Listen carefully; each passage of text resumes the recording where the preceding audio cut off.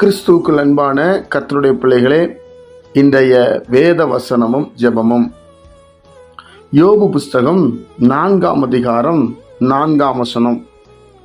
விழுகிறவனை உம்முடைய வார்த்தைகளால் நெருக்க பண்ணி தள்ளாடுகிற முழங்கால்களை பலப்படுத்தினீர். கர்த்தருடைய பிள்ளைகளே, யோபுடைய நண்பர் எலிப்பாஸ் பேசுகிறார். விழுகிறவனை உம்முடைய வார்த்தைகளால் நெருக்க பண்ணுகிறீர்.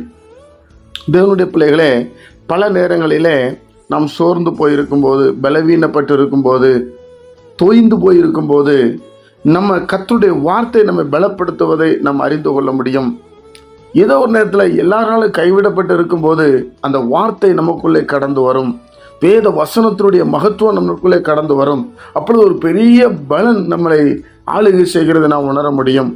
அதைத்தான் அவர் சொல்லுகிறார். அதுபோல தள்ளாடுகிற முழங்கால், ஜெபத்திலே தள்ளாடுகிற ஒரு சூழ்நிலை, ஜெபம் பண்ண முடியாதபடி ஒரு போராட்டம் இருக்கும். தேவனுடைய பிள்ளைகளே, அதில் தான் வேத வசனம் சொல்லுகிறது, ஸ்தோத்திர பலியிடுகிறவன் என்னை மகிமைப்படுத்துகிறான். தேவனுடைய பிள்ளைகளே, ஜெபிக்க முடியவில்லை என்று சொன்னால் நீங்கள் சோர்ந்து போக வேண்டாம், ஸ்தோத்திரம் பண்ணினால் போதும். நான் நிறைய பேருக்கு அந்த ஆலோசனை கொடுத்திருக்கிறேன். உங்களால் ஜெபிக்க முடியல, ஒரு போராட்டம் வருகிறது, முழங்கால் தள்ளாடுகிறது, கர்த்தரிடமிருந்து வார்த்தை வரவில்லை, நீங்கள் ஸ்தோத்திரம் பண்ண வேண்டும். ஆண்டவரே உமக்கு ஸ்தோத்திரம், இந்த சூழ்நிலை அனுமதித்ததற்காக ஸ்தோத்திரம் என்று சொல்லி பழக வேண்டும். ஸ்தோத்திரத்தினால கிருபை பெருகும், தேவனுடைய இரக்கம் பெருகும். ஆண்டவர் இவ்வளோ பிரச்சனை இருந்தால் கூட அவன் என்னை ஸ்தோத்திரம் பண்ண அவன் சோர்ந்து போவதில்லை என்று சொல்லி நம்ம பார்க்க முடிகிறது. என் அன்பு கர்த்தருடைய பிள்ளைகளே, அப்போ விழுகிறவனை கர்த்தருடைய வார்த்தை தேற்றுகிறது, நிற்க பண்ணுகிறது. தள்ளாடுகிற முழங்கால்களை கர்த்தர் பலப்படுத்துகிறார். வார்த்தையினால, ஜெபத்தினால பலப்படுத்துகிறார்.